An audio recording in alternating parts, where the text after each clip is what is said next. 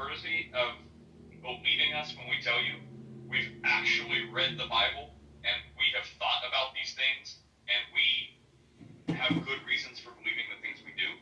Or would you just think, no, someone just told us that and we just believe it without questioning? Like, Chris has tried 3 times to start giving you an answer, but I almost think it's a fool's errand.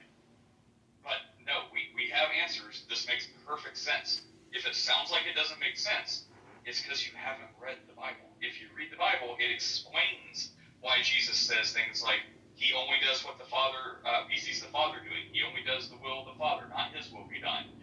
The Father is greater than all. He even says, hear, O Israel, the Lord our God is one.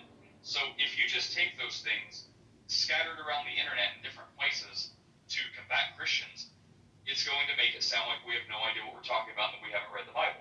If you will actually read our Bible, it will lay it out for you and make perfect sense.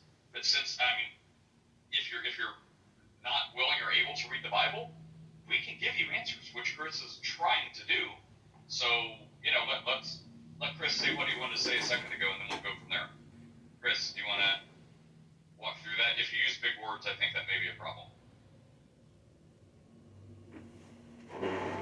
Ontologically speaking, I think he needs to read the Bible.